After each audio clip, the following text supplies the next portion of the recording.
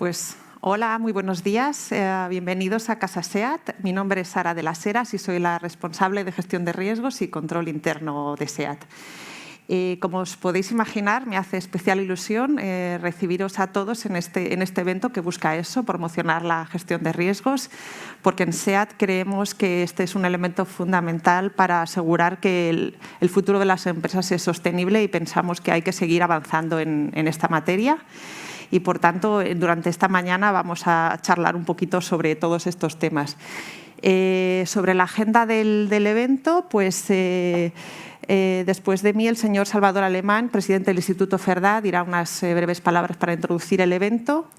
Posteriormente, Carlos Cabrera, que es el director general del Instituto Cerdá, presentará lo que es realmente el Observatorio de Riesgos, que es lo que hemos venido a tratar en el día de hoy. Elisabet Viladormiu nos moderará a todos en una pequeña mesa redonda en la que participará Rubén Ruiz, de Aguas de Barcelona, Juan Fran González, director del Banco Sabadell de Operaciones, yo misma, y por último tendremos el honor de que la clausura del evento correrá a cargo del señor Roger Torrent, el conseller de Empresa y de Treball, y entonces a partir de aquí pues cerraremos ya el evento. Y pues nada más, daros las gracias de nuevo a todos y paso la palabra al señor Salvador Alemán.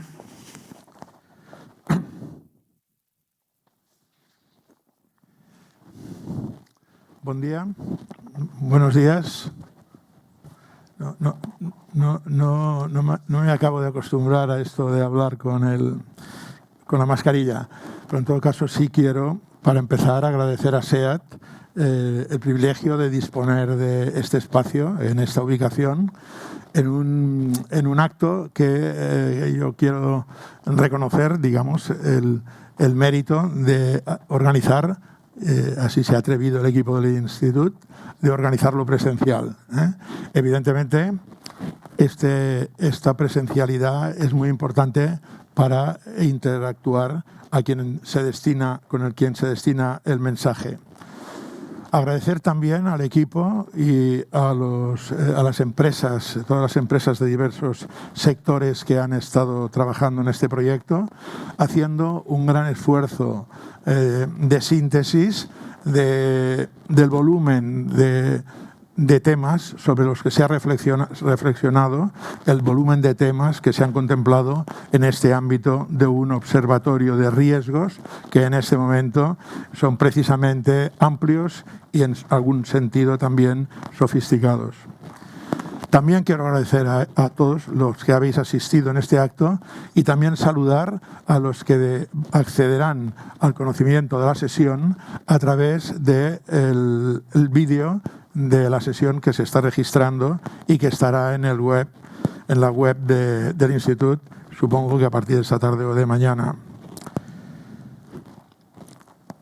Ya hemos dicho quién van a participar, y estos efectivamente conocen el Instituto. Muchos de los que están aquí también conocen el Instituto y algunos de los que lo verán por el vídeo grabado pues habrán tenido algún conocimiento de él, pero a mí no me parece de más dirigir unas palabras a presentaros a todos lo que es el Instituto, lo que ha sido, cuál es la historia y, muy rápidamente, por supuesto, no os asustéis, lo que ha sido el nacimiento y lo que hoy es el Instituto. El Instituto Cerdá, simplificando mucho, es una fundación privada independiente y sin ánimo de lucro, con casi 40 años de historia de experiencia. Se fundó en 1984. Asesora y ayuda a las organizaciones públicas y privadas a afrontar los retos que tienen por delante, siempre los tienen y siempre los han tenido, y visualizar las oportunidades que esta evolución ofrece. Pero siempre también contemplando simultáneamente el beneficio del conjunto de la sociedad. Esto es una peculiaridad del Instituto. El Instituto nace para tratar de hacer una sociedad mejor. El Instituto, como he dicho, fue fundado en el 84, coincidiendo con el 125 aniversario del Pla de l'Eixample de Ildefons Cerdà, el primer gran urbanista e impulsor del urbanismo como elemento base de la ordenación y el desarrollo de las ciudades. La finalitat de l'Institut, acorde con el espíritu innovador y visionario de Ildefons, se recoge en sus estatutos, señalando que se dedica al impulso de la innovación permanente y la dinamización de la sociedad con criterios de sostenibilidad social, económica y medioambiental. Sus fundadores fueron un grupo de ingenieros de caminos, canales y puertos, liderados por Pere Duran Farell, que a su vez fue el primer presidente del patronato. Y le sucedieron después Jordi Mercader, Gabriel Ferrater, Joan Molins, y desde junio de 2020 tengo el honor de ocupar la presidencia, después de haber formado yo parte del patronato en los últimos 13 años. El patronato es el máximo órgano de gobierno del Instituto y está integrado por personas sin retribución y a título individual del mundo empresarial, académico, científico, tecnológico, en fin, institucional y social. No detallo nombres de los miembros del Instituto, tampoco son muchos, 13, 15, que se pueden encontrar en la web del Instituto.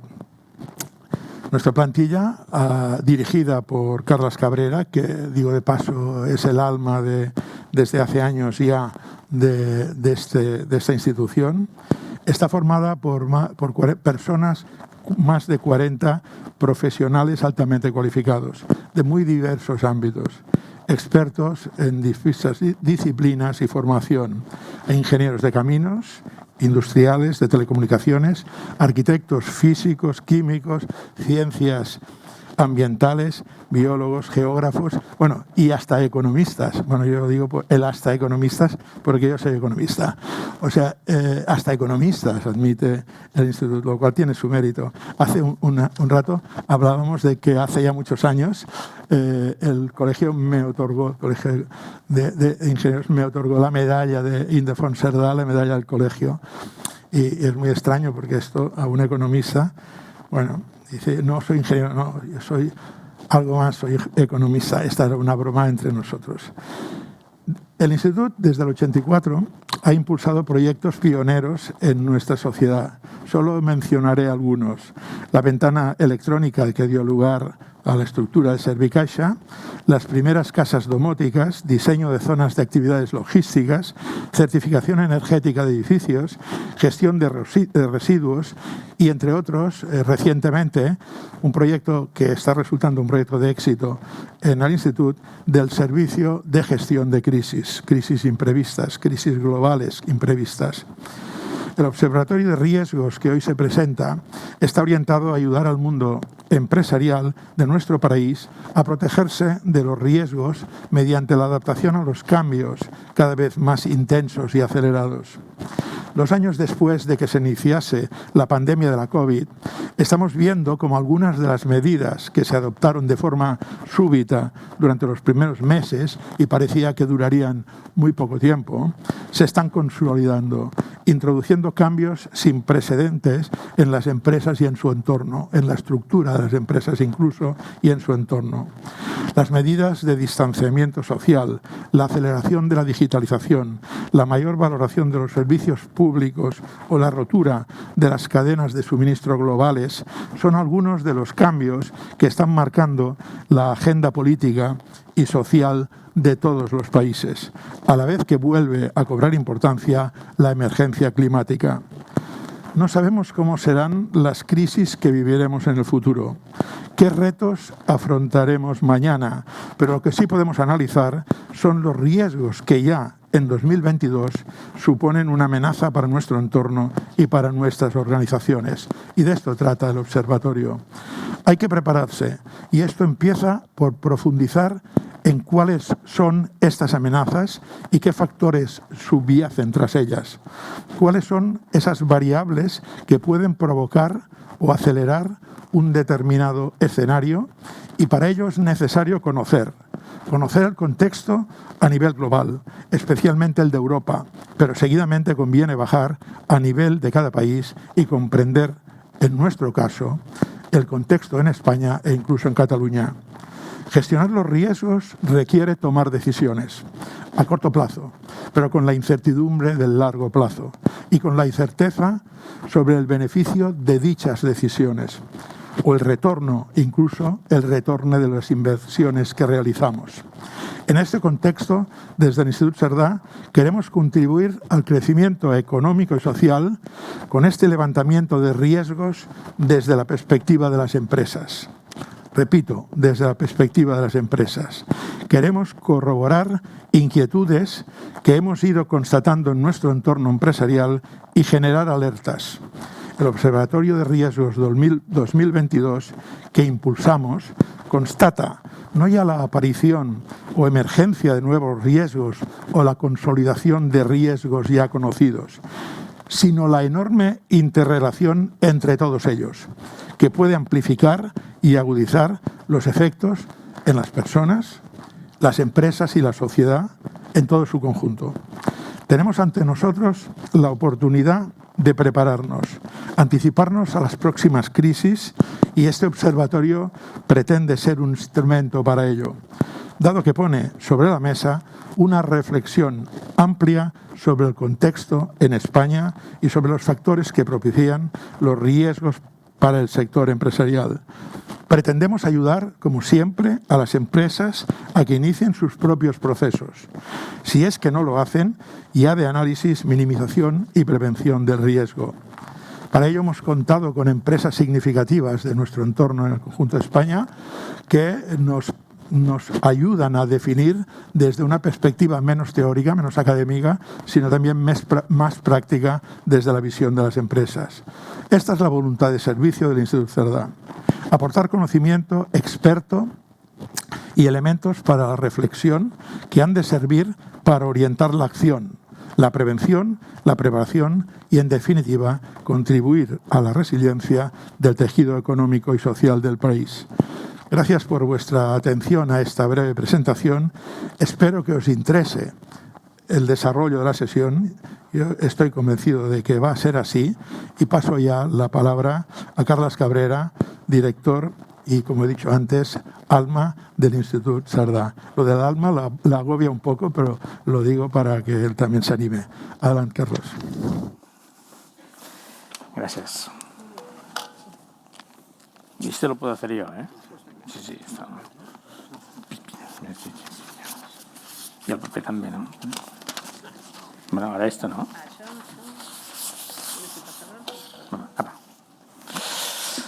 Bueno, buen día, buenos días a todo el mundo.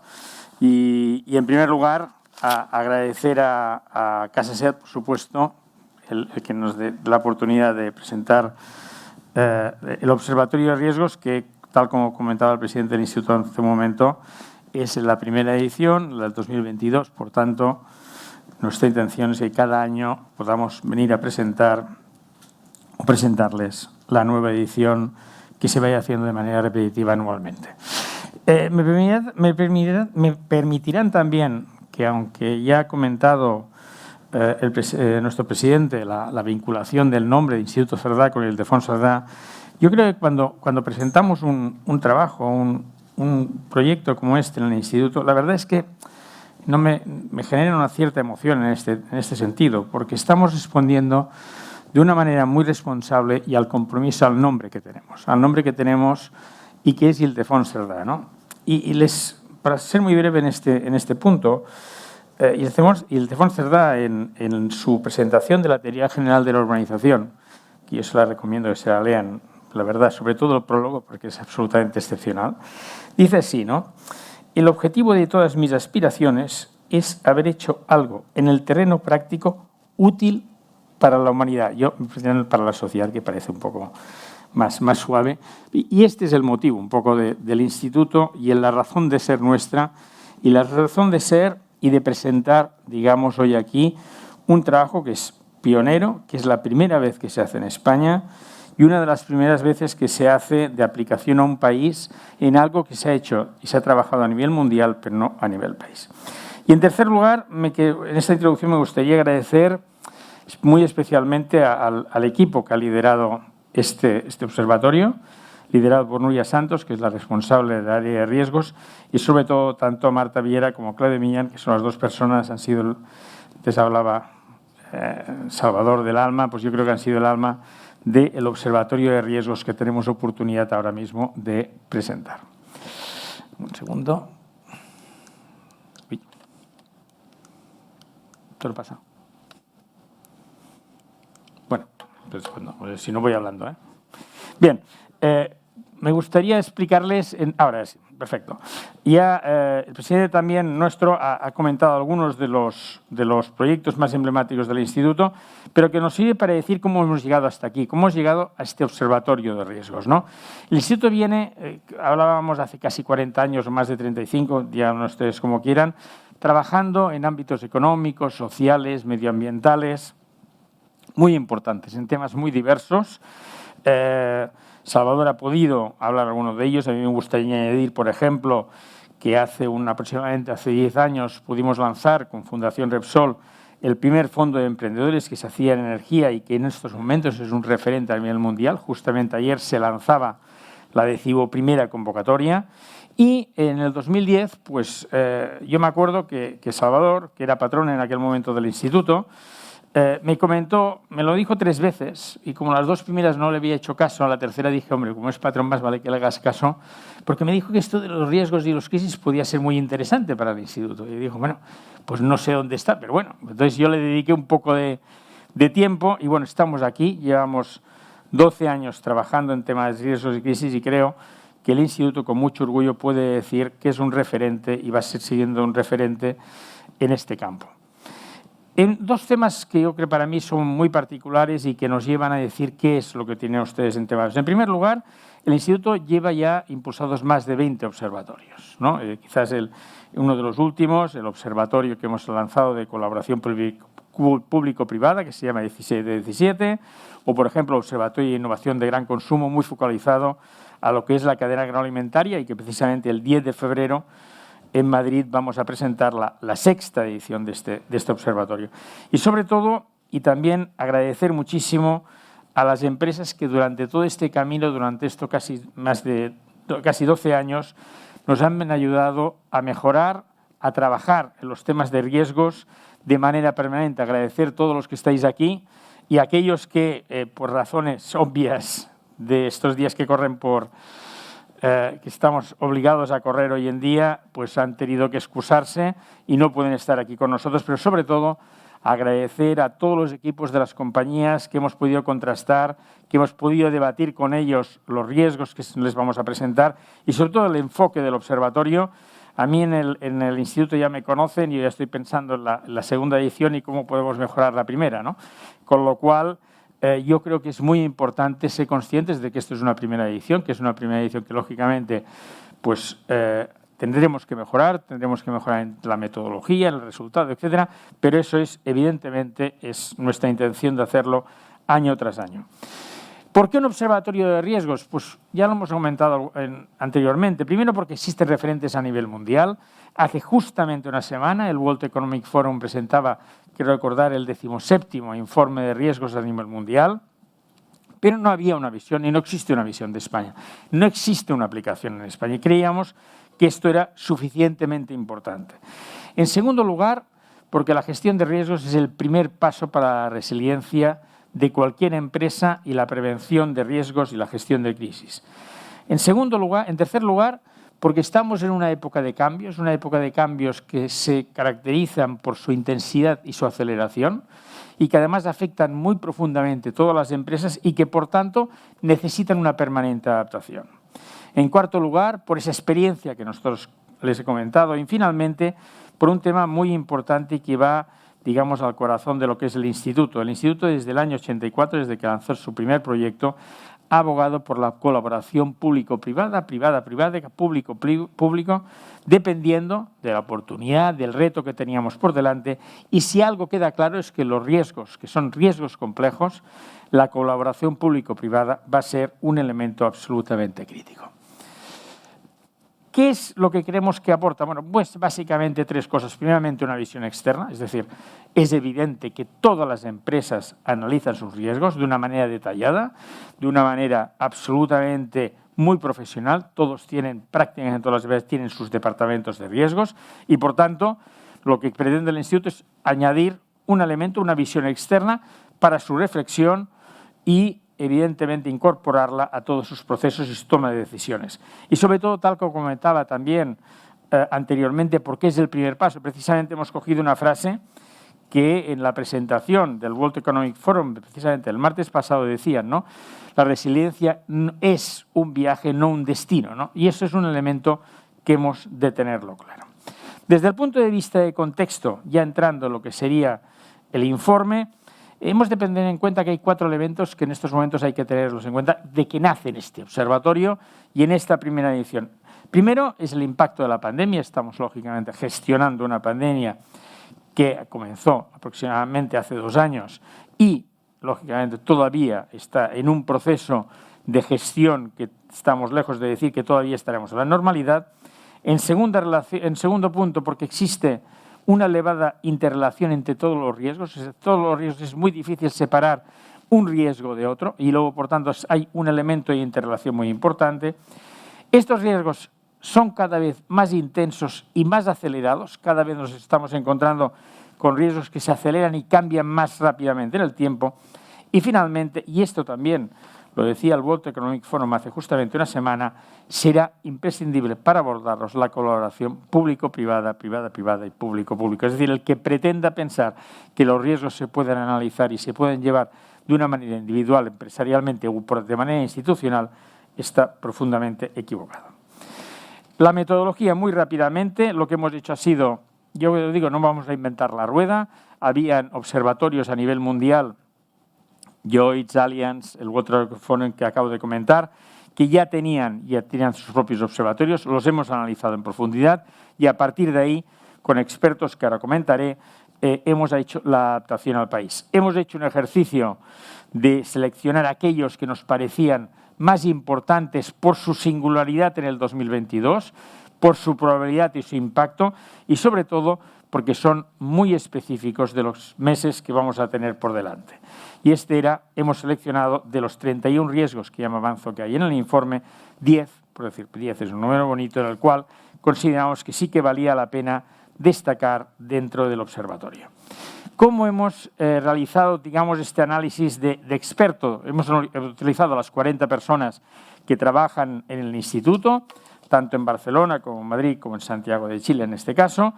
También hemos trabajado muy profundamente con las empresas del Servicio de Gestión de Crisis, a los cuales quiero agradecer una vez más, digamos, su participación. El Servicio de Gestión de Crisis del Instituto, que ya lleva más de 12 años trabajando, lo que pretende es crear un marco estable de colaboración entre las empresas, que las empresas devengan también referentes en temas de gestión de crisis, ayudándolas a aumentar las capacidades y, sobre todo, también lo que comentábamos, temas de colaboración, promover la colaboración entre ellas. Y también hemos ido a buscar el conocimiento de expertos en aquellos campos que a lo mejor nos faltaba algún conocimiento, alguna experiencia para acabar de hacer el contraste.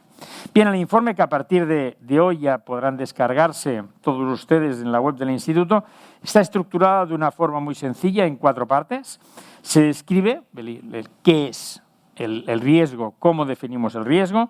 En segundo lugar, qué es lo que está pasando en este riesgo actualmente en España. Un ejemplo ilustrativo y finalmente, en un último apartado, hemos querido hacer una pequeña adaptación de lo que sea la cadena de valor de Porter para explicar a las empresas dónde el Instituto cree que impacta ese determinado riesgo de una manera determinada en su cadena de valor. Lo hemos utilizado poniendo pues, las operaciones, como es decir, cómo impacta en los procesos internos y las operaciones de la compañía. En segundo lugar, en la cadena de suministro y distribución, es decir, la logística interna y externa de las empresas, en las instalaciones, en bienes, en servicios y edificios. Y luego también en el proceso de inversión, en la organización y personas. Hemos de pensar que, por ejemplo, el vector más singular que ha tenido COVID ha sido que no ha incidido en los activos, sino que ha accedido en un tema extremadamente crítico de las empresas, que son las personas. Y, por tanto, eso es un elemento muy importante a tener en cuenta. En la reputación, la imagen y la percepción social de las organizaciones y, finalmente, como no podía ser de otra manera, en la competitividad y el modelo de negocio. Y esto se repite para cada uno de los 31 riesgos. Verán ustedes en el informe que se seleccionan cuáles son las razones por las cuales ese determinado riesgo está impactando en algunas de estos 7 valores que definimos en este esquema. Bien, los 5 ámbitos del observatorio son los 5 ámbitos que entendemos que son los que generalmente se toman de referencia. Hemos cambiado, si ustedes cogen algún informe a nivel mundial, verán que la palabra institucional es geopolítico, pero creíamos que era más apropiado en España hablar de institucional más que de geopolítico, pero tenemos riesgos económicos, riesgos institucionales, riesgos medioambientales, sociales, tecnológicos y de todos ellos hemos seleccionado 31 y de aquí los 10. Me permitirán muy rápidamente, antes de pasar ya y dar la palabra a la mesa redonda, pasar muy rápidamente por estos 31 riesgos. Los riesgos económicos, hemos querido destacar, en primer lugar, las tensiones en el aprovisionamiento de productos básicos, por su elevada interconexión. Si algo está clarísimo es que todas las cadenas de suministro están interconectadas y, por tanto, lo que pasa en una cadena, en un puerto, en un aeropuerto, en un país, afecta evidentemente a todo lo que es la cadena. También lo que son los productos básicos. Los productos básicos entendemos que, y además aquí vuelve a haber una elevada interconexión. ¿Por qué? Porque son productos básicos, como hemos visto en el famoso tema de los chips en los últimos meses, que no afectan tan solo a una cadena, que es la de los ordenadores o de los automóviles, etcétera, sino que lo que está pasando en una cadena también nos está yendo hacia otra cadena. Se ha puesto de moda estos últimos meses el que hay que pasar del just in time al just in case, ¿no?, a la hora de gestionar los riesgos. Un tema que también el Instituto, evidentemente, por la experiencia que tiene en el tema energético, ha venido trabajando en los últimos casi ya 40 años, y es la falta de determinación y coordinación en el proceso de transición energética que en estos momentos hay en España. Yo creo que aquí podríamos decir que sabemos muy bien dónde queremos ir, pero no sabemos y no se quiere reconocer de dónde partimos. Y ese es un elemento muy importante, porque yo creo que es mucho más importante la palabra transición, en este caso, de lo que nosotros pensamos. Hemos de transitar hacia algo, pero hemos de pensar que estamos donde estamos y hemos de utilizar todas las tecnologías y todos los procesos disponibles para, evidentemente, llegar a donde queremos llegar, que todo el mundo lo tiene bastante claro, pero que, evidentemente, el proceso es largo y no fácil. Y luego también en estos riesgos económicos es que hemos querido hablar de los temas de inestabilidad de precios, también por el impacto que tienen las cadenas de suministro, lenta recuperación de algunos sectores que para la economía española son absolutamente críticos, como el tema del turismo, la hostelería, y también el elevado endeudamiento público, que en España es especialmente importante, porque, como ustedes saben, el endeudamiento público en España es una de las economías más endeudadas de la Unión Europea.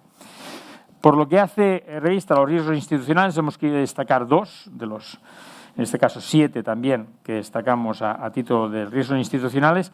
En primer lugar, la pérdida de oportunidad de los fondos Next Generation, que esto ya no lo dice el Instituto, sino que lo dice el propio Banco de España.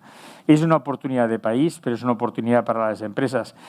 Malgastar o malbaratar lo que puede ser los fondos Next Generation en el 2022 y gestionarlos mal es un enorme riesgo, ya no tan solo para España, sino para las empresas españolas. En segundo lugar, el debilitamiento de la colaboración público-privada. Si algo estamos incidiendo desde el principio de esta presentación es que los riesgos necesitan abordarse desde la colaboración. Si se debilita esa colaboración público-privada, si se pone en duda que la colaboración público-privada es útil, los riesgos será difícil de afrontar. Hay 3 riesgos más dentro de los riesgos institucionales que, fíjense ustedes, están muy relacionados con un elemento que es fundamental para las empresas, que es crear un marco estable. Y quería alertarles sobre 3, ¿no? La pérdida de relevancia de la Unión Europea, no tener un proyecto cohesionado y realmente con unas políticas a medio y largo plazo determinadas de la Unión Europea va a ser un problema y puede ser un problema. En segundo lugar, la falta de acuerdo y paralización de decisiones estructurales críticas para España y que, debido a temas de fragmentación política, pueden ser un elemento importante de riesgo. Y, en tercer lugar, la disparidad de criterios de las decisiones judiciales, puesto que, evidentemente, que un juez sobre un determinado sujeto o una determinada sentencia esté fallando de manera distinta en un sitio o en otro, eso evidentemente no da seguridad a ninguna empresa. Y ese es un elemento importante. Quiero añadir aquí dos más, que serían las tensiones en relaciones bilaterales entre otros estados, por el famoso efecto mariposa, algo que a lo mejor puede estar pasando entre dos países que a lo mejor están relativamente lejanos, nos puede afectar a nosotros. Estábamos hablando hace un momento de las cadenas de aprovisionamiento. Y finalmente, lógicamente, los ataques terroristas, que es un riesgo de fondo y que, por desgracia, está permanente en cualquier país del mundo en estos momentos.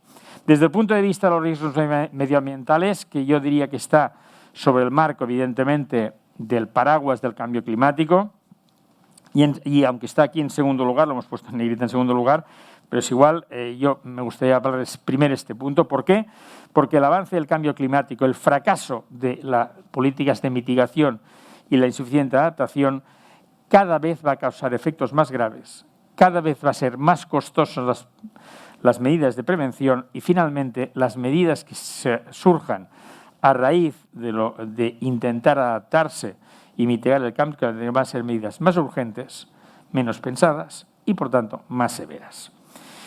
Desde el punto de vista del cambio climático, pero que ya son riesgos que nuestro país ya los viene trabajando, pero que los viene padeciendo, pero que se han visto acelerados por el cambio climático, serían por el incremento de los fenómenos meteorológicos, el aumento de los episodios de escasez de agua y sequía y, finalmente, el aumento del número y virulencia de los incendios. Estos son, como ustedes saben, riesgos que ya en España son suficientemente conocidos, pero que evidentemente el cambio climático los va a seguir acelerando de manera importante. En este grupo hemos querido poner, como podía ser de otra manera, todos los efectos de salud, la pandemia, COVID en este caso, y aquí quería alertar también con un tema de no salud tan solo física, cuando estamos hablando de COVID no estamos hablando tan solo de salud física, sino de salud mental en nuestras propias organizaciones y en las personas a la hora de afrontar unos procesos extremadamente delicados a nivel familiar y a nivel personal. Añadir a dos elementos más, como pueden ser los daños al medio ambiente y la biodiversidad. Aquí quería alertar también sobre los dos vectores. A veces cuando estamos hablando de temas de biodiversidad decimos, no, es que no, las empresas no causen daños al medio ambiente, es evidente, pero también la incidencia que pueden tener esos daños del medio ambiente y la propia actividad de la empresa. Las dos direcciones y la doble responsabilidad. Y finalmente, como hemos visto, me acuerdo cuando estábamos trabajando en el observatorio este año, dudábamos si poner los riesgos geofísicos o no, y al final lo decidimos poner, afortunadamente, unas semanas antes de que saliera el volcán de La Palma, pero es evidentemente que, así como los ataques terroristas es un riesgo de fondo, es evidente que los riesgos geofísicos en España también es un riesgo de fondo, con baja probabilidad, pero evidentemente existe. Nos acordemos hace unos años el terremoto de Lorca. Los riesgos sociales, queríamos alertar sobre dos elementos que para nosotros son fundamentales. La falta de información verídica y contrastada en el debate público, por dos razones. Es evidentemente que la reputación de las empresas y de los directivos de las empresas están en juego, sino también porque cada vez más las personas de nuestras organizaciones quieren trabajar en empresas de buena reputación. No tener información verídica al respecto de nuestras empresas nos debe preocupar desde el punto de vista de la atracción y la retención del talento. En segundo lugar, la desigualdad social. Es evidente que sin cohesión social no hay confianza y, por tanto, si no hay confianza, evidentemente las empresas van a tener un marco que no va a ser estable. Relacionado con lo que decía antes de la oportunidad de los fondos de Next Generation, alertar también de la gestión no transparente. Se ha de ser extremadamente transparente la gestión de los fondos Next Generation. ¿Por qué? Porque si no, justamente estará afectando la colaboración público-privada. Alguien pondrá en duda que ciertas empresas o ciertos colectivos o quien sea reciba dinero. Bueno, pues hay que ser extremadamente transparente a la hora de asignar esos fondos, porque si no estaremos afectando no tan solo a que se esté viendo bien o mal, sino a la confianza, digamos, de la sociedad y de las empresas. Y desde el punto de vista de los tres últimos que tienen en este grupo de riesgos sociales, todos tienen que ver, digamos, con las personas de la organización y lo que es los profesionales que nosotros tenemos. Hay una necesidad imperiosa de encajar la oferta con la demanda laboral de nuestras empresas. Y es una dificultad de encaje importante, es una dificultad de encaje porque estamos hablando de cambios tecnológicos, estamos hablando de cambios de pasar de una economía carbonizada a una economía descarbonizada, y eso va a necesitar que personas que están en ciertos sectores que están yendo hacia la baja sea necesario de reformarlos y de reintroducirlos en el mercado laboral a sectores que estén al alza. Y eso no es fácil.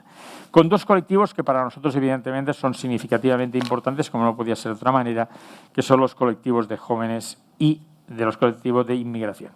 Y finalmente, y con esto acabo, los riesgos tecnológicos. Yo creo que todas las empresas del Servicio de Gestión de Crisis del Instituto, sí, hicimos un workshop con todas ellas y este era el elemento crítico prácticamente para todas ellas y era la cantidad y sofisticación de los ciberataques. No tan solo desde el punto de vista ya de la intensidad, sino dónde están apuntando a las empresas, están apuntando allá donde buscan hacer el máximo daño a las empresas y se están acelerando de una manera muy importante. En el grupo anterior también destacaba el tema de la dificultad de encajar esa oferta y demanda laboral. También aquí tenemos la no adaptación al progreso tecnológico, que afecta tanto a lo que es el modelo de negocio de las empresas, a las operaciones y esas necesidades formativas. El no adaptarse al progreso tecnológico de las empresas puede ser un elemento absolutamente fundamental y aquí me permitirán, pues por ejemplo, cuando estábamos diciendo la oportunidad de las empresas con los fondos Next Generation, que está el grupo de riesgos económicos, es evidente que aquí esto tiene una incidencia clara y precisa. La concentración del poder digital, ¿por qué lo queremos destacar? Lo queremos destacar porque los servicios que son imprescindibles y de una elevadísima sensibilidad para las empresas están descansando en la mayoría de ellas en que en unas empresas que tienen un enorme poder digital. Y eso es un elemento que hemos de tener en cuenta como riesgo para todas las empresas. También el aumento de la brecha digital, estaríamos hablando, lo que decíamos antes del encaje, oferta y demanda, aquí estaríamos hablando exactamente de lo mismo, la dificultad que hay de ese aumento de la brecha digital, no tan solo a nivel del ciudadano, sino a nivel interno de las propias empresas, ¿no? Estábamos hablando con alguna empresa del servicio y nos comentaban, no, nosotros es que hemos tenido problemas desde el punto de vista de que nos costaba que hubiese gente que reconociera que a lo mejor no sabía entrar en Teams, ¿no? O no sabía hacer servir una videoconferencia. Bueno, pues esto es lo que se denomina brecha digital y hemos de ser conscientes que las empresas, esa brecha digital, es un elemento que es no tan solo un elemento de formación, sino también un elemento psicológico muy importante. Y finalmente, y quizás debería estar en negro porque es el resumen de todo, sería el fallo de infraestructuras críticas, porque todos los 30 riesgos que hemos hablado anteriormente van y pueden incidir en las infraestructuras críticas pues de agua, de energía, financieras, de alimentación, etcétera, que creemos que son infraestructuras que han sido y son fundamentales, como hemos podido ver en la pandemia COVID. Y finalmente, pues decirles pues lo que decía al principio, decirles que esto va a ser un informe anual, que a partir de hoy ya se puede descargar en la web del Instituto, y agradecer pues una vez más a Casa SEAT por haber tenido la oportunidad de presentar esto. Gracias, Sara. En segundo lugar, también a todos ustedes por estar aquí por nosotros. Y en tercer lugar ya Elizabeth y las personas de la mesa redonda adelante. Muchas gracias.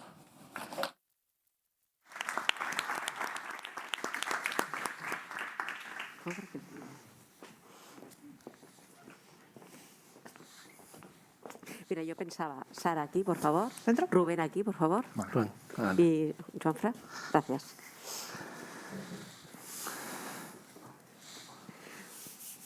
La verdad es que después de ver los 30 y pico riesgos que nos ha presentado Carlos, empezamos quizás un poco con un susto en el cuerpo, pero gracias que tenemos las empresas que también nos van a ayudar a introducir, incluso yo estoy segura, una visión esperanzadora, ¿no?, de cómo se están trabajando y gestionando y abordando los riesgos en las empresas. Hemos estado hablando del Observatorio de Riesgos para las empresas, pero es que aquí tenemos empresas que nos van a hablar directamente de cómo ellos ven los riesgos, qué riesgos les interesan, qué riesgos les preocupan y, por lo tanto, cómo lo están ya gestionando.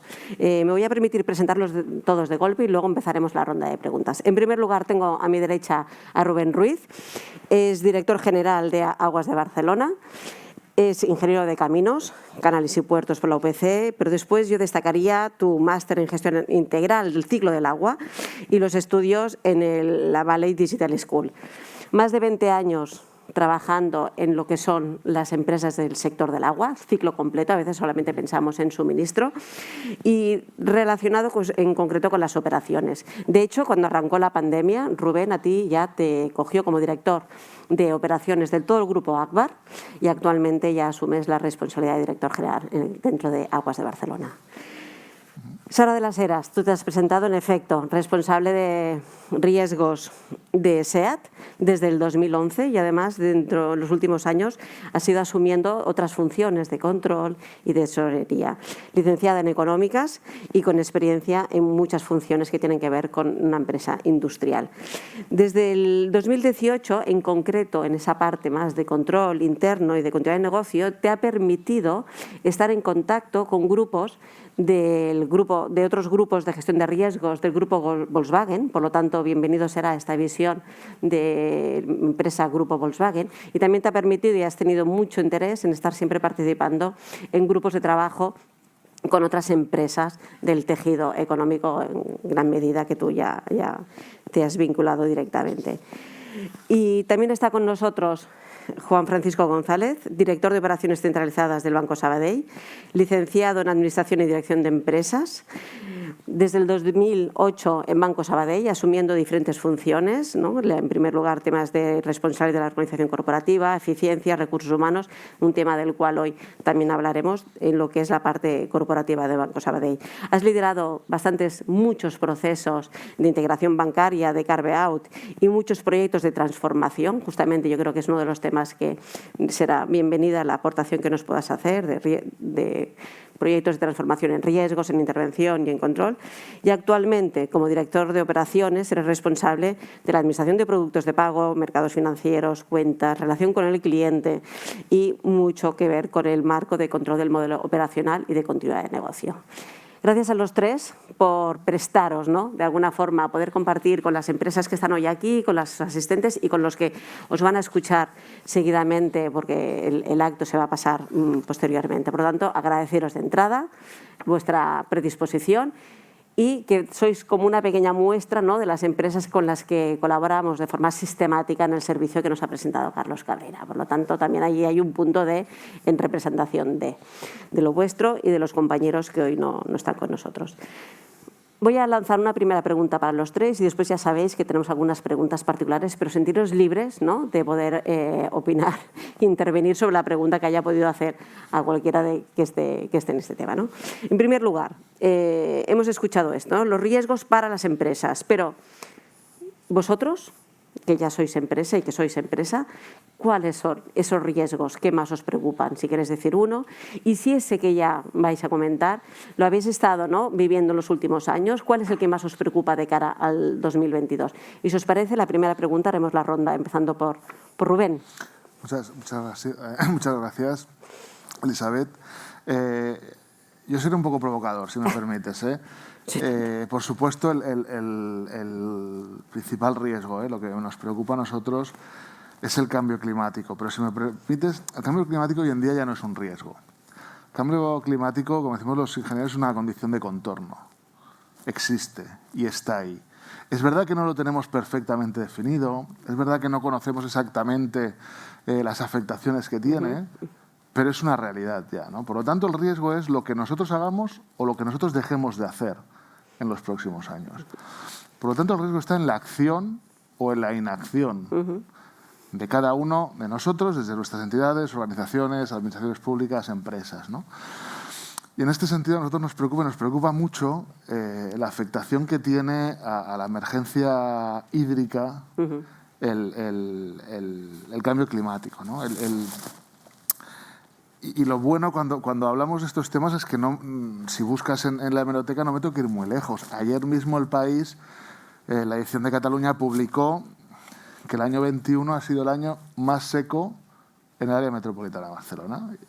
Hay un centro meteorológico que recoge datos desde hace más de 100 años, yo creo que desde 1914, pues este ha sido el año más seco, ¿no? Más de un 50% por debajo de la media.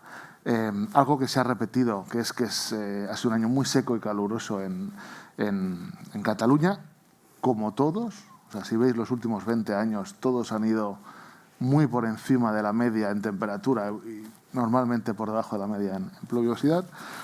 Y por lo tanto tenemos que concienciarnos que existe ya esto y que tenemos que hacer o deshacer, ¿no? Hoy, miraba el dato esta mañana, estamos a punto de entrar en prealerta en el ámbito de Ter-Llobregat y por lo tanto en la gran región metropolitana, 5 millones de habitantes, en prealerta por sequía. Los embalses están alrededor del 60% y pues, si no pasa nada en los próximos días deberíamos estar en ese estima de prealerta, ¿no? Por lo tanto, sabemos que esto ya es así. A partir de aquí, ¿dónde está el riesgo? En no hacer lo que sabemos que tenemos que hacer. Está evaluado. ¿Cuál es el problema? La solución la tenemos encima de la mesa. En este caso, nosotros, con la Generalitat de Catalunya, uno de los 27 proyectos que el presidente Pere Aragonès puso encima de la mesa en febrero del año pasado, ¿no? Els 27 projectes de país, uno era para abordar el abastecimiento de agua, la resiliencia del abastecimiento de agua, que tiene un déficit estructural al que se le añaden otros déficits ya conocidos. Un proyecto que está encima de la mesa y que simplemente, y perdonad, ¿no?, que diga simplemente porque no es tan sencillo, hay que ejecutarlo. No hay que hacer magia, no hay que inventar, hay que ejecutarlo, ¿no? Entonces, sin duda, el qué hagamos y el qué no hagamos, en este caso relacionado con la emergencia hídrica, es el principal riesgo para nosotros, ¿no? Y luego hay un segundo riesgo que no quiero dejar de comentar porque ha salido, que es el debilitamiento de la colaboración público-privada, ¿no? Y Carles lo ha dicho perfectamente.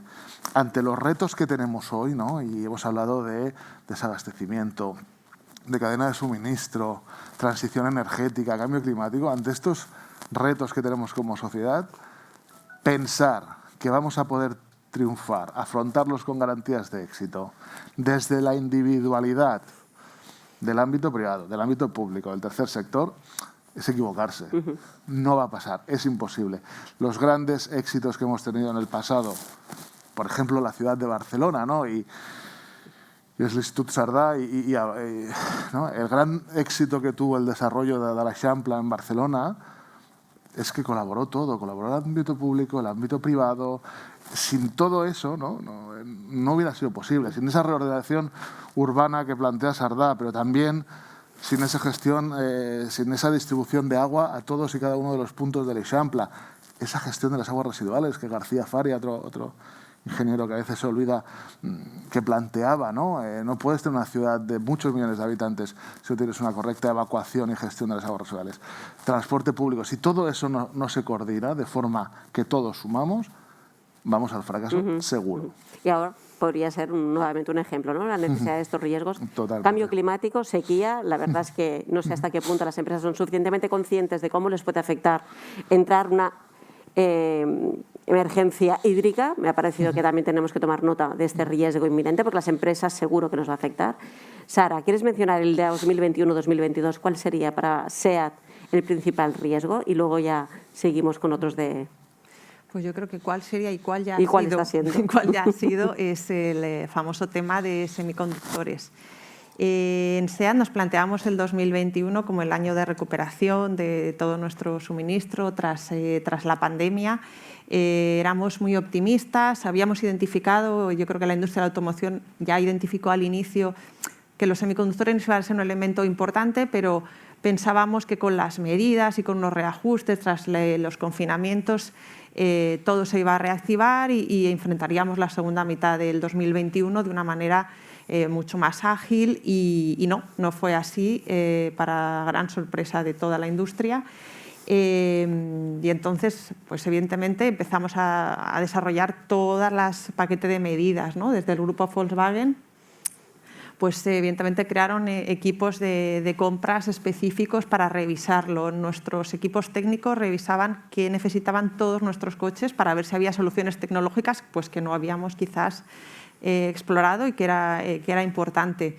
Y a partir de ahí ha sido necesario pues volcar toda la empresa en esta gestión.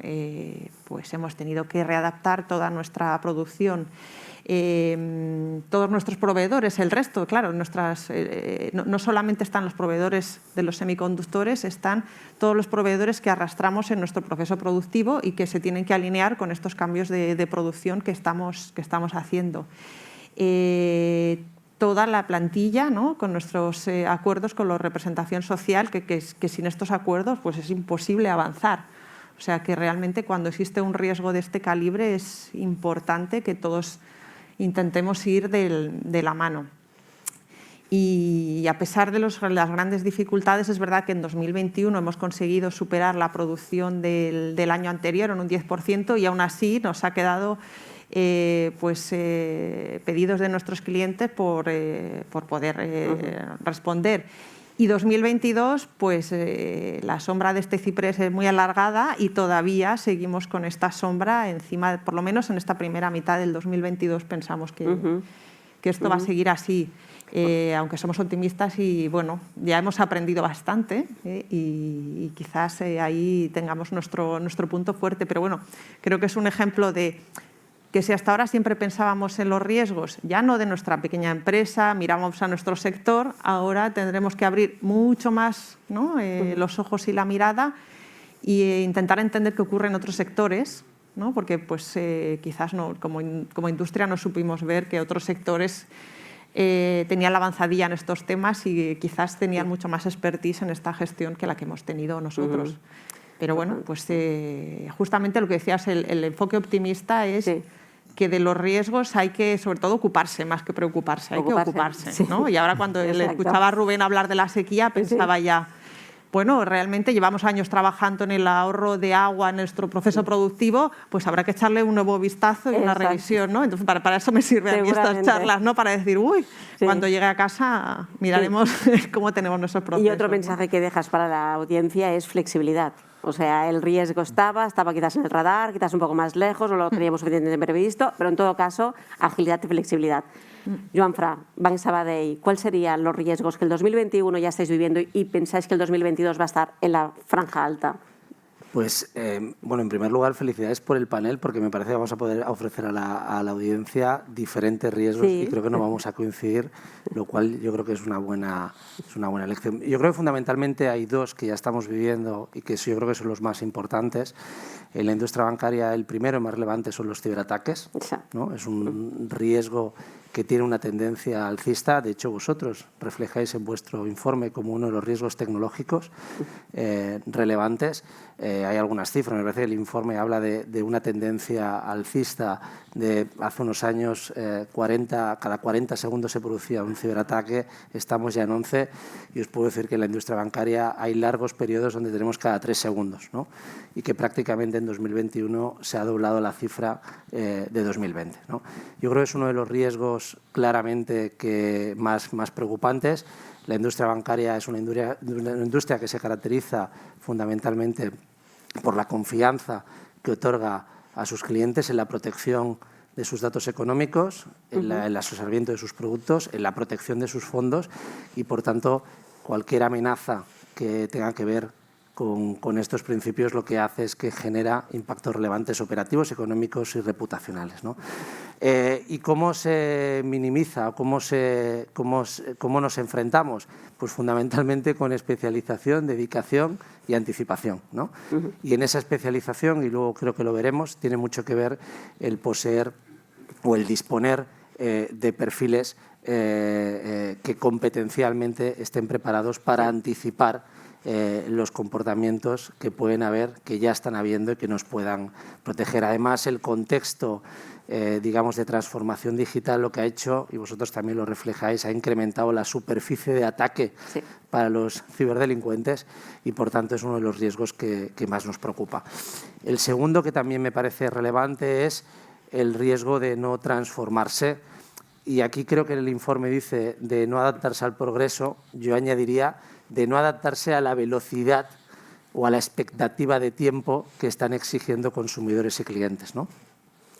Por tanto, es relevante realizar esa transformación digital que en la industria bancaria pues yo creo que es muy relevante en mejorar las plataformas de acceso a los clientes, es mejorar los procesos de consumo de servicios y claramente yo diría que son los dos riesgos más relevantes. Otros a medio plazo que sí que me gustaría destacar tienen que ver con adoptar las tecnologías emergentes y esto tiene que ver con inteligencia artificial, blockchains. Me parece también que la industria bancaria tiene que ser un actor relevante en lo que es favorecer la transición ecológica y la transición medioambiental que se tiene que producir en las compañías, tanto desde la óptica de inversión directa como en el asesoramiento, en la capacidad de capturar las ayudas y los fondos. Otro que vamos a hablar, me parece, luego después, tiene que ver con saber retener y capturar a talento digital. Es súper relevante. Y quizá el último, pero no menos importante en un banco, tiene que ver también con los datos, ¿no? Es muy relevante que la información, que los datos los tengamos debidamente ordenados, debidamente estructurados y que sepamos también identificar casos de uso que nos permitan capturar oportunidades de negocio. Y yo diría que ese es un poco el panel de riesgos que manejáis en el Banco manejamos. Sabadell. Yo diría que la industria bancaria, y como no puede ser de otra manera, también en Banco Sabadell. Exacto, sin duda. Perfecto por habernos dado una visión clara de una empresa del sector servicios, una empresa del sector industrial y una empresa del sector financiero. En todo caso, ahora una pequeña pregunta y podéis intercambiar entre vosotros, ¿no? Pero Rubén, hemos hablado del cambio climático y yo creo que tiene que estar en la agenda de las empresas, evolucionando, transformándose y adaptándose. Ya has hablado de la sequía como un tema inminente, además, en nuestro contexto España, que es de lo que se trata el observatorio. Y permitirme dar un giro y me voy a la columna de los riesgos sociales, ¿no? Las empresas de servicios, ¿cómo vivís, ¿no? la situación actual, post-pandemia e incluso viviendo la pandemia del contexto social, en todo caso? ¿Y qué cambios? Y si eso para vosotros, ¿qué riesgo supone los cambios sociales?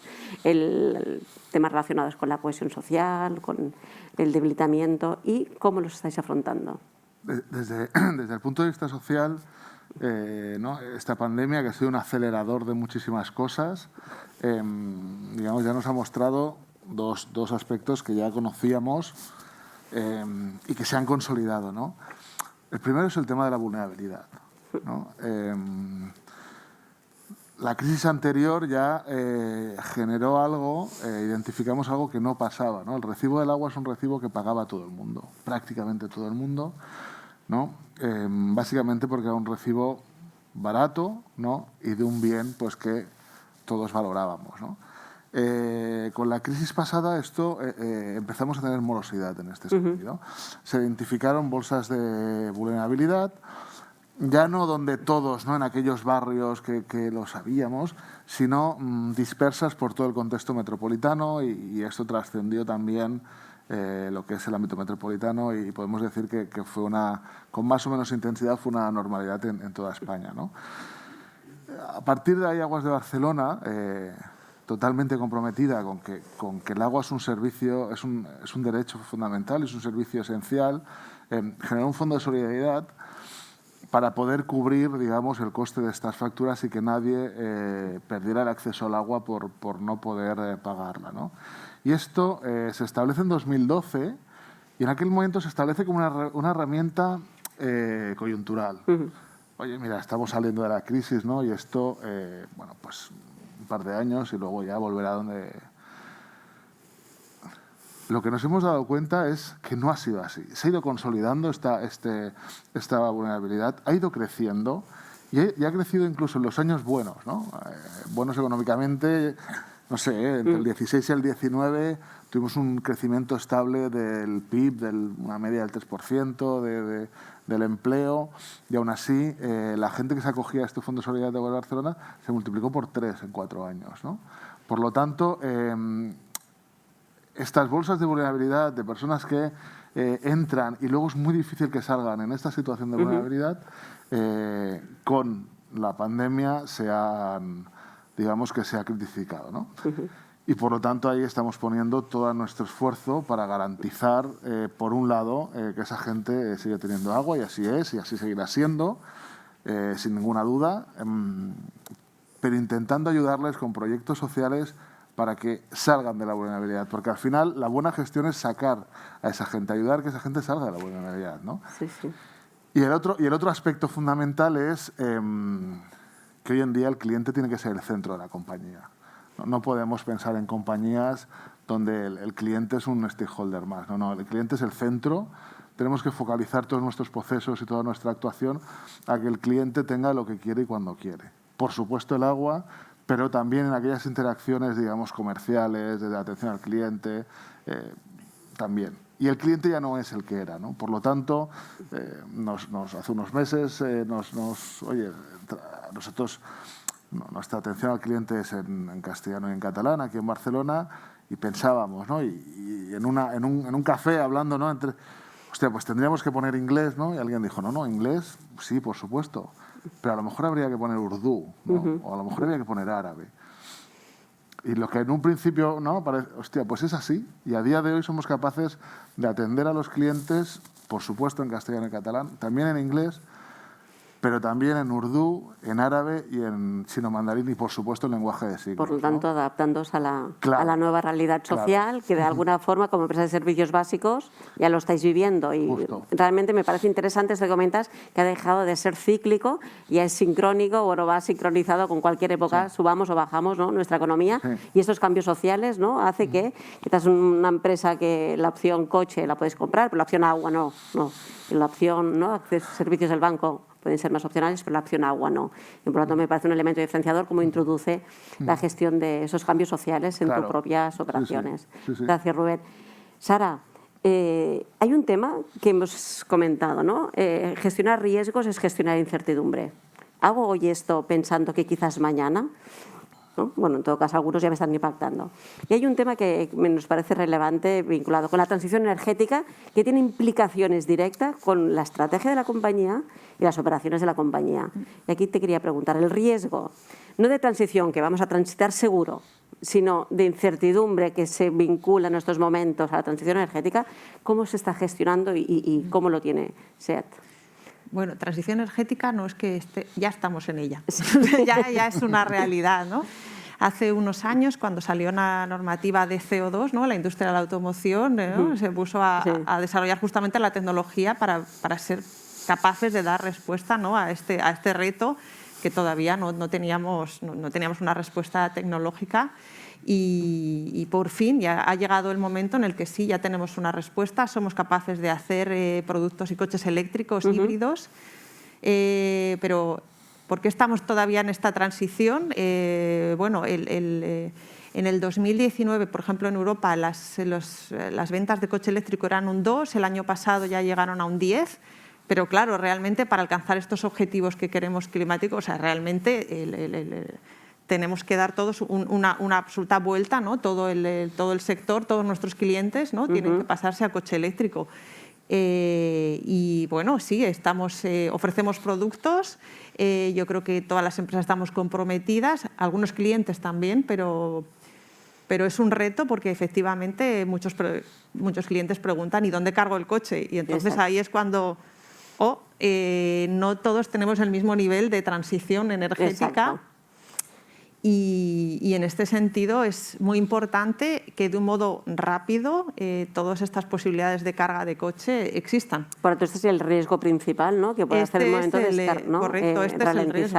el proceso que está haciendo la compañía y que no se vea acompañado. El riesgo es quedar más en solitario. Y es verdad que este ritmo es muy diferente en los diferentes países, pero es, en este caso España, que para esto estamos en este evento, es importante pisar el acelerador en este tema porque somos el segundo país europeo en fabricación de coches. Entonces creo que no nos podemos permitir ¿no?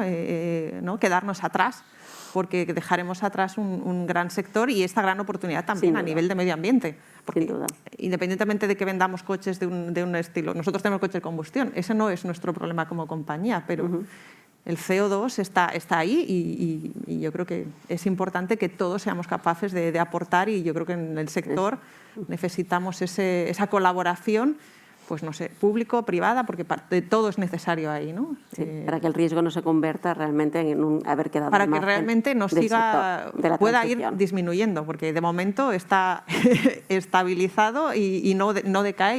Y bueno, ya tenemos la tecnología para que decaiga, entonces ahora ya tiene que empezar a decrecer. Sí. Pero es un tema que monitorizamos de un modo continuo, porque el CO2 realmente es un tema muy importante para nosotros y qué bueno, es un continuo. Qué bueno. Y permíteme, Joanfra, que vuelva al tema quizás de la digitalización, ¿no? El proceso, el modelo de negocio en el que está el sector bancario de transformación, con todas las, has hablado, ¿no? Las tecnologías que entran, ¿van acompañadas del mismo nivel de seguridad que tienen que acompañar esas tecnologías? ¿Supone un riesgo? Y en concreto te quería preguntar sobre los cambios de hábito, ¿no? COVID nos ha cambiado en algunos hábitos y cómo esto supone riesgos para la compañía.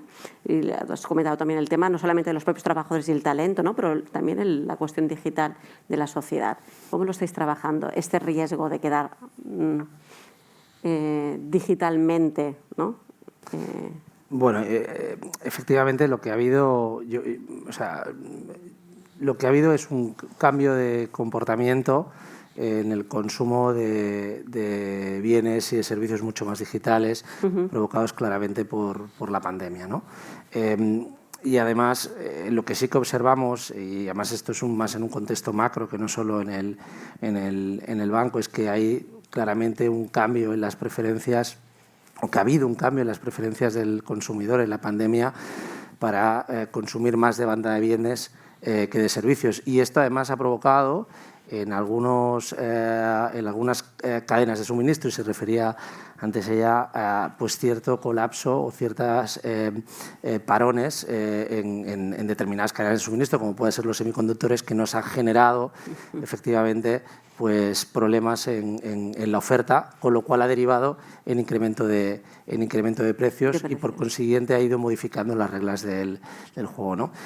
Desde la óptica de alguna manera, desde la óptica de la industria bancaria, nosotros básicamente lo que vemos es que el comportamiento en el acceso o en el consumo del crédito de la financiación no se ha visto modificado sustancialmente. Los niveles de producción de riesgo, tanto en hipotecas como en consumos, siguen siendo buenos.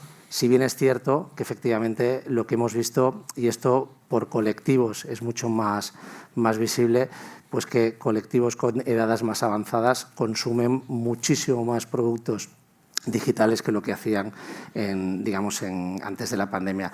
Sí que se observa claramente un cambio en el perfil del cliente digital, muy provocado efectivamente por este ciclo de pandemia, donde ha habido una revolución en los servicios de e-commerce, donde ha habido una revolución también por parte de la industria bancaria en prestar servicios digitales, ¿no?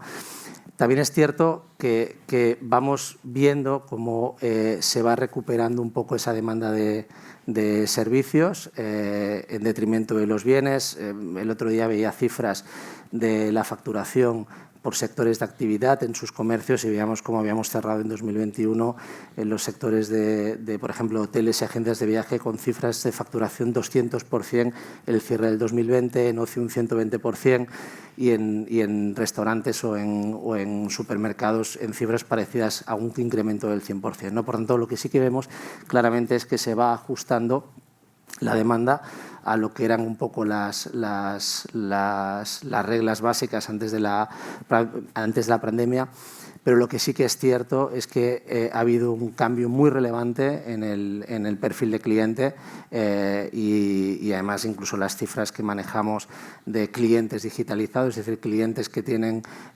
contacto con el banco a través de sus canales digitales, se ha incrementado sustancialmente. Lo que hemos vivido en prácticamente un año y medio no lo hubiéramos vivido en 10 años de un proceso ordinario. Supongo que el riesgo también será en saber compaginar, ¿no?, los diferentes perfiles que va dejando la sociedad o que está generando la sociedad, ¿no? Rubén nos ha hablado de unos perfiles determinados, pero también estás hablando, ¿no?, de perfiles que evolucionan y quizás perfiles que no evolucionan. Y el riesgo de como banco es saber, ¿no?, tener en cuenta, ¿no?, esa diversificación dentro de la propia sociedad, como también apuntabas. Es esto, ¿no? La brecha digital tiene muchas caras, ¿no? Por un lado, es verdad que necesitamos, por ejemplo, en nuestros equipos de trabajo, gente muy experta en todos los temas digitales. Por otro lado, hay un gran sector de todos los clientes que son absolutamente digitales y los clientes jóvenes lo son y esperan que nuestros productos lo sean.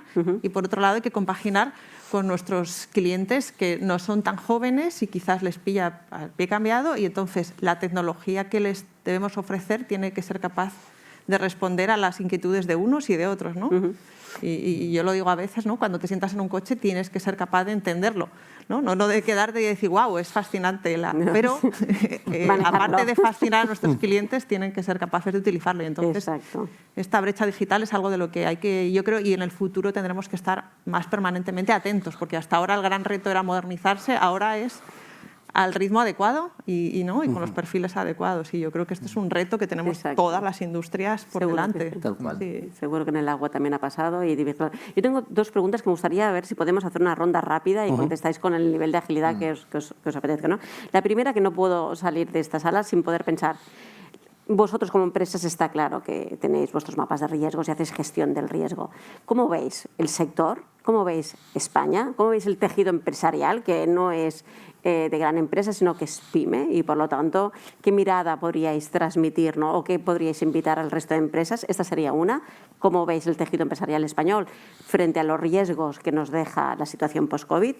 Y una que la podéis introducir cuando queráis y en la medida que vayáis hablando es: ¿cómo creéis que la colaboración público-privada, porque si os pregunto, ¿creéis que la colaboración público-privada ayuda? Diréis, sí, pero para que no sea un monosílabo, es ¿cómo creéis que realmente parte de estos riesgos requieren colaboración público-privada? Y aquí ya, Yo, si me dejas, empiezo por la última, pero ya no colaboración público-privada, colaboración, ¿no? Juan Fernández hablaba de anticipación, ¿no? Claro, nosotros cuando hace algunos años en estos foros el sector bancario empezaba a hablar de ciberataques, bueno, pues nos sonaba un poco a la guerra de las galaxias, ¿vale?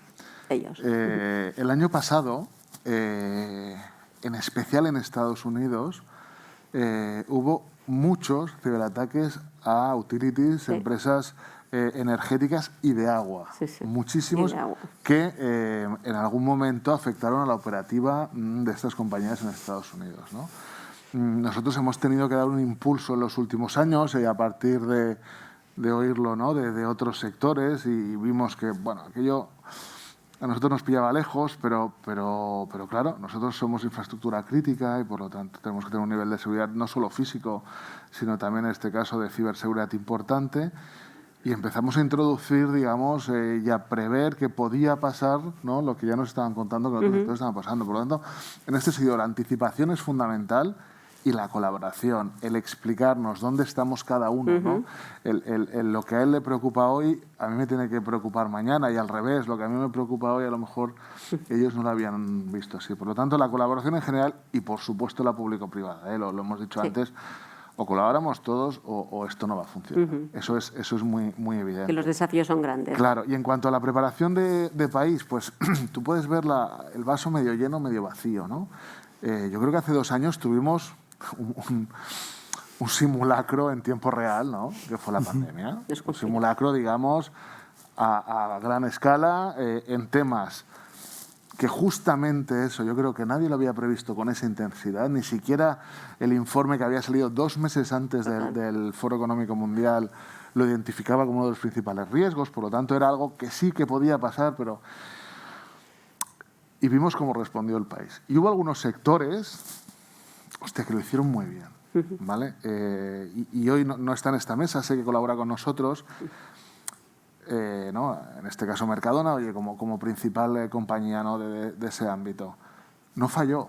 O sea, ¿os imagináis, ¿no? En plena pandemia, la educación colapsada, la sanidad colapsada, que no hubiera habido alimentos en los lineales? Hubiera sido... Ya no os digo nada que hubierais abierto el grifo y que no hubiera habido agua, o que hubiéramos encendido la luz y no hubiera habido energía, o que hubiéramos conectado el ordenador y no hubiera comunicación. Por lo tanto, ante una crisis externa, que es verdad que puede pensar que afecta más a unos sectores que a otros, pero al final, como ha afectado a personas, nos afecta a todos, hay algunos ámbitos que responden bien, que cambian su operativa porque están preparados a trabajar en esta forma. Riesgo, piloto, plan de acción, comunicación, muy ligada a la operación. Y hay otros ámbitos que no reaccionan rápido, que no se anticipan desde ningún punto de vista y que colapsan. claro, en este caso tienes que ser flexible, ¿no? Y aquí el tamaño normalmente te quita flexibilidad. Pero es verdad que para afrontar tu operación desde un punto de vista de gestión del riesgo, tienes que hacer un trabajo, unos procedimientos que dar tamaño te ayuda, ¿no? Por lo tanto, yo aquí, a nivel país, no soy muy optimista. Esta es mi conclusión. Sí que es verdad que tenemos excelentes ejemplos de compañías y ámbitos que sí que estamos trabajando en este sentido y que estamos respondiendo. Y que, Rubén, que podéis hacer un efecto tractor también. Totalmente. De alguna forma, aquí quería mirar un poco a Sara, ¿no? El efecto tractor que pueden hacer las grandes compañías con un sector tan imbrincado en el tejido económico. Hay que avanzar en esta transparencia, ¿no? Yo creo que hasta hace unos años se pensaba como, bueno, era algo muy interno porque la gestión de riesgos es algo muy secreto y se debe de quedar en nuestras casas, ¿no? En cada uno su empresa, pero efectivamente si yo colaboro con Banco Sabadell y sus expertos me dicen, ostras, esto lo estamos viendo, seguramente mis expertos de informática estarán felices de tener esta información y seguramente si vamos tirando de la cadena esto funciona y realmente yo no compito con Banco Sabadell y por tanto podemos hablar libremente y tranquilamente en este sentido porque es aprender de unas buenas prácticas y es verdad que con el tejido empresarial que en España en general es pequeño, pues seguramente no vamos a tener los grandes protocolos, como decía Rubén, estas empresas no se pueden permitir estos grandes protocolos, pero sí esas buenas prácticas simplemente en acordarse de una gestión de riesgos preventiva y de tener esta lógica de pensemos habitualmente en los riesgos, qué podemos hacer y avanzarnos. Simplemente yo creo que tener esto ya será suficiente para poder mejorar, ¿no? O sea, que la colaboración empieza compartiendo información y compartiendo lo que nos preocupa. Sí. Y, Joanfra, esto, ¿no? ¿Cómo ves el tejido? Pues sois un gran banco, sois de los grandes bancos, pero el resto... Yo, hilando un poco lo que comentaba, nosotros tenemos una experiencia súper positiva en la gestión y supongo el resto también en la gestión de la pandemia de COVID, donde fijamos foros semanales con industrias no solo bancarias, sino del sector servicios y la verdad que nos ayudó mucho a generar esa anticipación que comentaba Rubén e incluso a ver también en qué cosas fallamos unos, en qué cosas fallábamos otros y por tanto nos mejoraba esa capacidad de aprendizaje colegiada y esa capacidad de adoptar qué es lo que mejor teníamos que hacer, porque en definitiva al final todas las industrias están interconectadas y, como bien decía también Rubén, el cliente es el centro no solo de la relación de nuestras empresas, sino de todas las empresas. Y al final, a través del cliente se vehiculizan servicios, se vehiculizan bienes, etc., ¿no? Con lo cual yo creo que es una práctica que la crisis puso a prueba y que creo que dio muy buenos resultados. Y referente a la pregunta que me hacías de cómo lo veo, yo quiero ser un poco más positivo que Rubén en cuanto a lo que es, o como mínimo, el tejido empresarial de pymes. Yo creo que para afrontar un cambio probablemente necesitas muchas cosas, pero fundamentalmente tres, que es tener interés, que tiene que ver con escuchar, con atender qué es lo que está pasando, tener predisposición al cambio, que es, oye, lo que escucho, lo que me dicen, lo adopto, tomo conciencia y me pongo a ello. Y el tercero es capacidad, y aquí es músculo, ¿no? O sea, financiero, talento, competencias. La pandemia claramente lo que ha hecho es elevar muchísimo el nivel de interés y el nivel de predisposición. En el tejido empresarial, fundamentalmente las pymes, ha habido un gran proceso de reconversión, de readaptación, de redefinición de los modelos de negocio, ¿no? Cambiando no solo lo que venden y lo que producen, sino la manera en cómo venden y producen, ¿no? En la tercera, que es la parte de capacitación, ahí es donde digamos que el sector público-privado tiene que ayudar, ¿no? Y tiene que ayudar efectivamente a generar ese asesoramiento y ese músculo financiero que permita hacer esa transformación de sus negocios digital, y en eso estamos.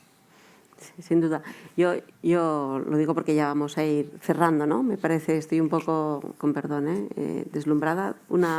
Sí, y no acabo de ver si me están haciendo señales. No. En todo caso, yo creo que hemos contestado rápidamente la importancia de la flexibilidad, del cambio, el cambio que nos genera, de los riesgos que nos genera no cambiar, sobre todo. El riesgo no está solamente en el cambio en sí mismo, sino en nuestra propia inmovilidad. O sea, somos nosotros no hacer, no poner. Empezaba Rubén, lo has comentado tú últimamente, y el cambio de las empresas que ya lo están haciendo y no sentirse acompañados en ese proceso. Entonces, los riesgos están básicamente en quedar separados. Nosotros lo que también pretendemos con el observatorio y con la charla que hoy estamos teniendo es generar reflexión. O sea, no hace falta que todo el mundo viva estos riesgos con el mismo nivel de intensidad o de magnitud, pero si algo es este riesgo para una institución como el Suchardá, ¿qué me está diciendo? ¿Qué puede haber? ¿Y qué puede haber de esto de cara a mi propia compañía? Y que, habiéndose escuchados a vosotros, haya parte, ¿no?, del sector empresarial, pueda pensar pues lo que ha dicho Rubén, ¿no?, del sector servicios, agua, sequía, cambio climático, que ya sí o sí, transición energética, producto, sector agilidad, cadena de valor, proveedores, que nos ha apuntado Sara, en un marco, ¿no?, de empresa, de compañía, y sector financiero, que tiene el día a día, ¿no?, de todas las transacciones y que tiene una foto clara de hacia dónde van, ¿no?, los hábitos de consumo y los modelos sociales que tanto cambian. Espero que haya servido a la audiencia y que los que hayáis podido tanto estar así como escucharlo después en diferido podáis tener unas ciertas, ¿no?, inputs para vuestras propias reflexiones, para trasladar en equipo, porque yo también uno de los mensajes que me quedo es compartir, o sea, colaborar, pero primero hemos de empezar compartiendo y perdamos un poco el miedo a hablar de lo que decía Sara, ¿no? Antes cualquiera explicaba su mapa de riesgos, hasta parecía que era ser vulnerable, y quizás ahora lo que conviene es ser atentos y ser capaces, ¿no?, de arrastrar un poco y tener este efecto valor en la cadena. Perfecto. Si alguien quiere interpelar a los ponentes, y si no, procederemos a dar por cerrado el evento. ¿Queréis añadir alguna cosa más? Yo agradeceros el ejercicio del observatorio, del informe, y que nos involucréis en esto, ¿no? Al final es fundamental conocer y que las empresas podamos entrar en relación entre nosotros para poner encima de la mesa lo que nos preocupa a cada uno, ¿eh? Tú hablabas ahora del mapa de riesgos de una compañía. El principal riesgo es no tenerlo. O sea, yo sí, hoy en día entres en una compañía, ¿no?, y no sé si sería lo primero o lo segundo que les preguntaría, tu mapa de riesgos, no, aquí no pasa nada, no tenemos, entraría en pánico yo. Ya, ¿sabes? exacto, sí. No tener mapeado esto a día de hoy es una debilidad que yo creo que ninguna compañía se puede o se debería permitir. Sí. Pues yo quería agradecer que hayáis justamente lo habéis plasmado, porque a veces tenemos estos debates y foros y lo habéis plasmado justamente en un documento como es el informe que sacáis en el día de hoy. Porque, bueno, pues sí, es muy interesante ver lo que opina el World Economic Forum, pero a veces ves algunos riesgos que dices, esto me queda muy lejos.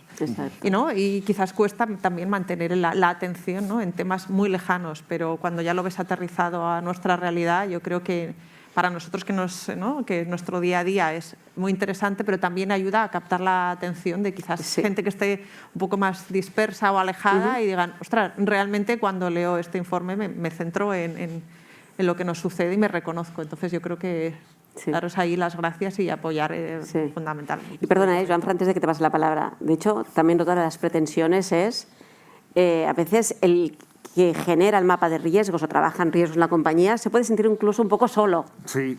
Por favor, yo tengo que llevar este documento a la alta dirección y avisarle de todo esto.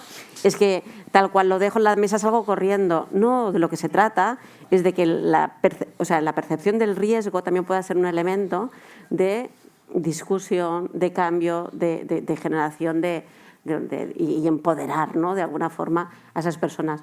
Joan, para perdonar, porque el riesgo que teníamos era de que el conseller se retrasase.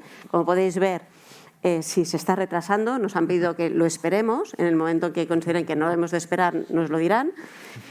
Por lo tanto, voy a intentar, ¿no?, que podéis, feel free, sentiros libres de seguir comentando. Relacionado con esto, creo que hay que atreverse.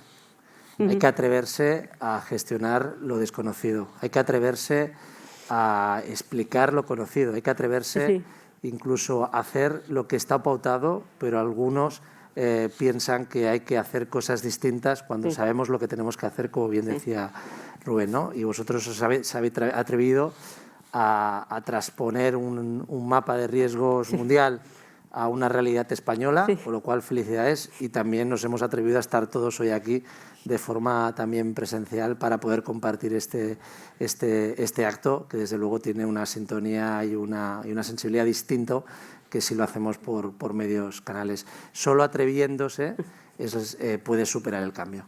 Bueno, pues gracias a todos. Y hay una pregunta. Ah, sí, Javier, por favor, tienes el micro, la palabra es tuya. Gracias.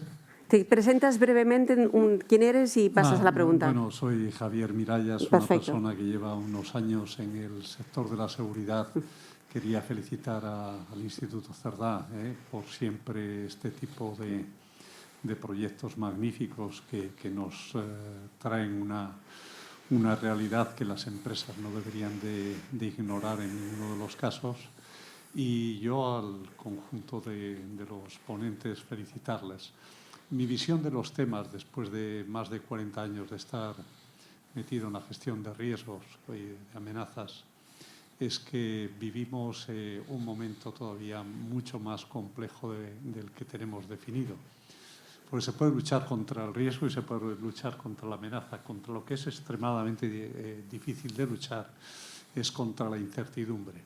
Ya en el año 2005, y no había ningún tipo de circunstancia, tal y como le dije al presidente de una organización, digo, ya en aquel momento hicimos un tema y comentamos con Elisabet un seminario que debería haber ocurrido, cuyo título era Dirigiendo entornos de alta incertidumbre. La palabra incertidumbre, sabéis todos que el riesgo lo puedes abordar, la amenaza también, pero la incertidumbre establece una complejidad extrema, ¿no?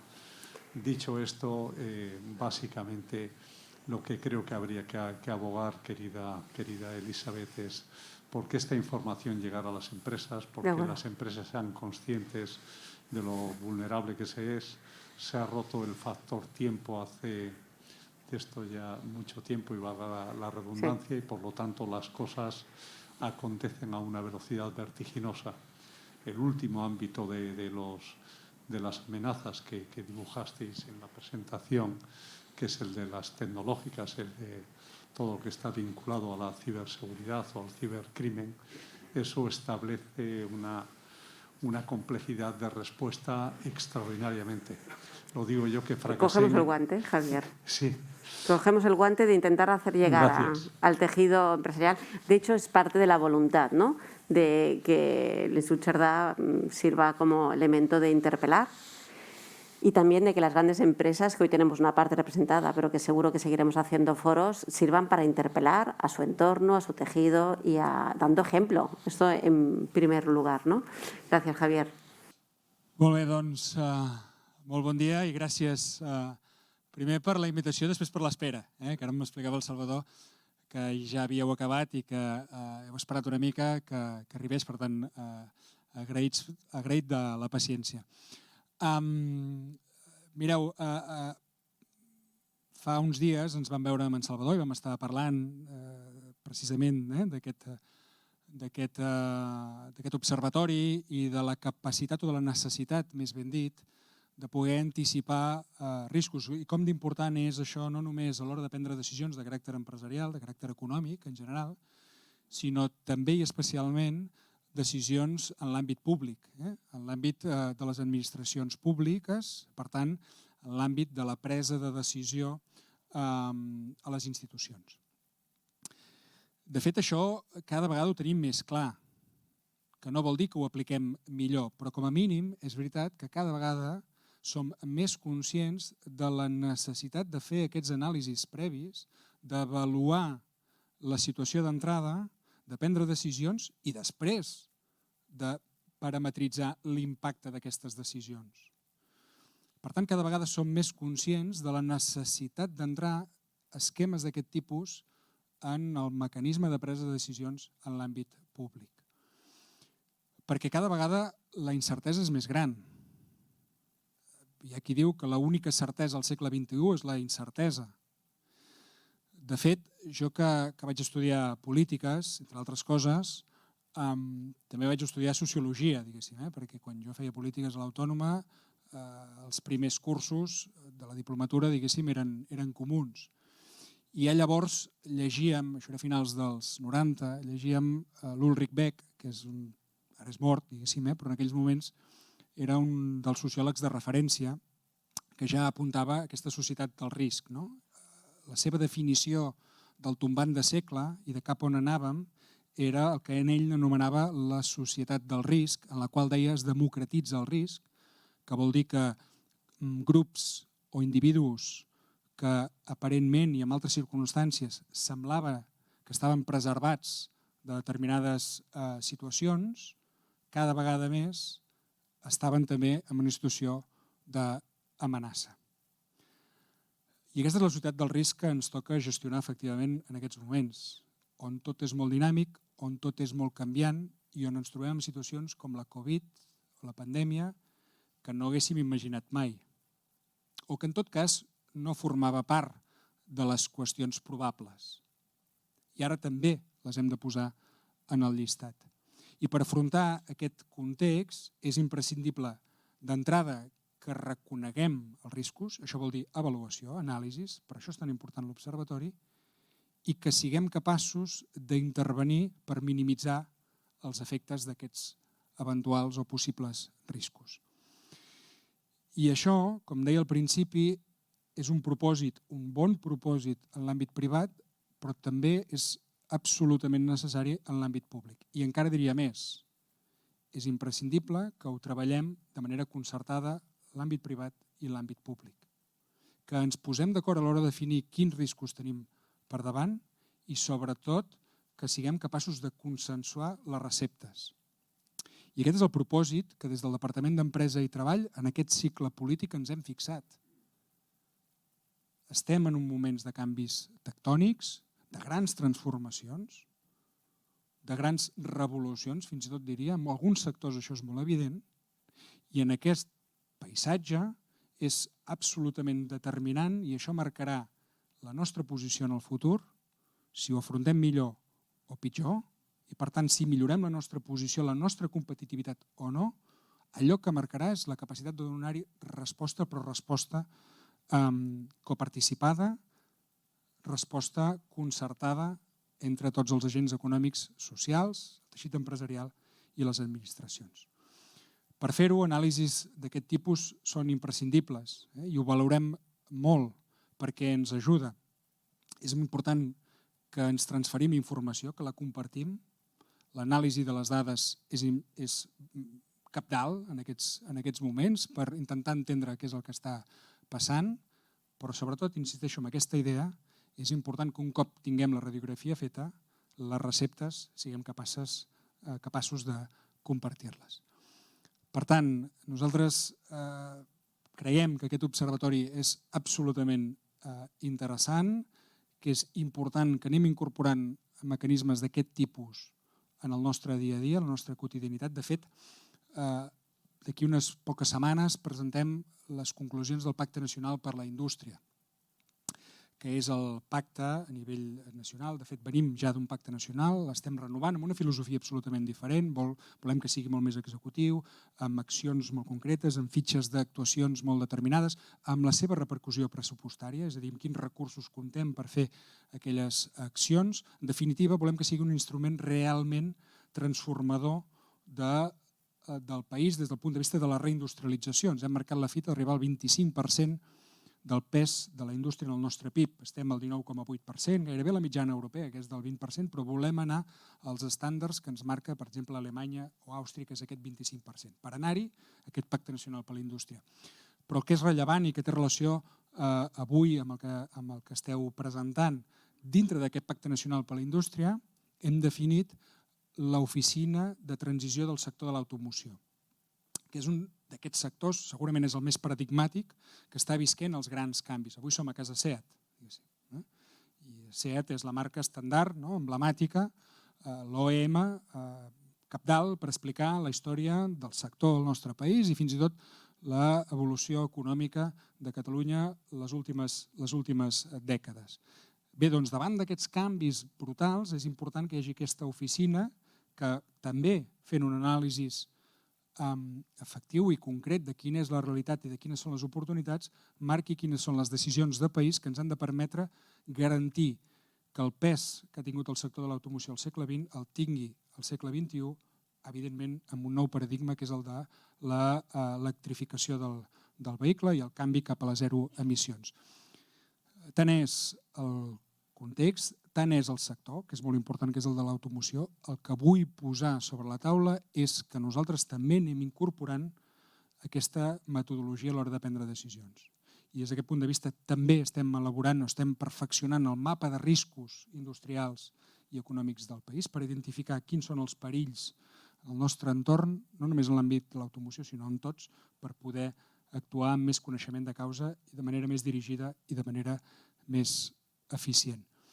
En fi, aquests dos elements, n'hi ha d'altres, però m'agrada destacar-los perquè per nosaltres són molt importants en un context, en un mapa en el que efectivament tenim grans incerteses derivades de la Covid i algunes altres que ens pensàvem que eren més conjunturals s'estan allargant, com la crisi de subministraments, com la crisi de vestiments o energètica, que això impacta, òbviament, en el nostre teixit empresarial, que encara ho farà durant uns mesos, preveiem, i que, per tant, hem de saber-hi donar resposta. En fi, aquest és el territori en el que ens movem i volem cada vegada més eines per poder-hi fer front, fins i tot de manera sectorial, concreta. Abans parlava de l'automoció, ara us parlaré d'un altre element que en aquest cas depèn del govern espanyol, però que també estem reclamant, que és en aquest nou mecanisme RED que preveu la proposta de reforma laboral, és a dir, la capacitat d'estructuralitzar aquests ERTOs sectorials, com els que s'han fet durant la Covid, és a dir, de fer més o menys definitiu aquesta solució que s'ha donat durant la pandèmia, que permetia a les empreses recollir-se aquests ERTOs, fruit de les circumstàncies sobrevingudes i no forçades i no justificables amb les decisions que prenia l'empresa, sinó de context global en molts casos, doncs es quedi i sigui un instrument que tinguin a abast les administracions i els agents econòmics i socials per poder fer front a crisis de sector o de subsector. Mecanisme RED. Bé, el que estem demanant és que també des de Catalunya puguem instar a la convocatòria i elaboració d'un RED, d'un mecanisme RED d'aquestes característiques, perquè l'estructura econòmica del nostre país no necessàriament és la mateixa ni té els mateixos interessos en moments determinats, i això és una obvietat, que la del conjunt de l'Estat. Per tant, volem que els mecanismes de concertació aquí a Catalunya, amb els agents econòmics i socials de Catalunya, també puguin impulsar mecanismes d'aquest tipus, perquè tot respon a una mateixa idea, que és amb la que he intentat transitar amb això que us explicava i que acabo, que és siguem capaços d'analitzar racional i objectivament l'entorn per veure quines amenaces i quines oportunitats tenim, cosa que no hem fet prou sovint o prou intensitat durant molt de temps i, sobretot, siguem capaços de definir quines respostes hi donem de manera conjunta. Aquest és el propòsit general del Departament d'Empresa i Treball, del conjunt del Govern de la Generalitat, en uns moments en què hem d'abordar les transformacions que ens demana el president Aragonès, transformació verda, feminista, social i democràtica, i que han d'acabar desembocant amb el canvi del model productiu que volem pel nostre país, per la Catalunya post-Covid, per la Catalunya que deixarem als nostres fills i les nostres filles. Per tant, i acabo, ara sí, gràcies per l'esforç, per l'Observatori, una eina interessant i, en tot cas, a l'Institut Cerdà i a tots vosaltres la màxima predisposició a col·laborar i treballar. Teniu les portes del departament sempre obertes. Moltíssimes gràcies.